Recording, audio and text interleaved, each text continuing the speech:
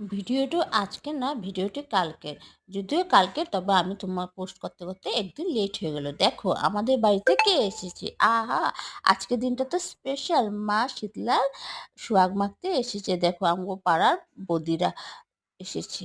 তো আমাদের এখানে প্রত্যেক বছরে শীতলা পূজা হয়। তো এবছর শীতলা পূজাটা পড়েছে 22শে মার্চ মানে শনিবার। আর তারা আমাদের বাড়িতে এসেছিল মঙ্গলবার। আমি ভিডিওটা ছাড়ছি বুধবার।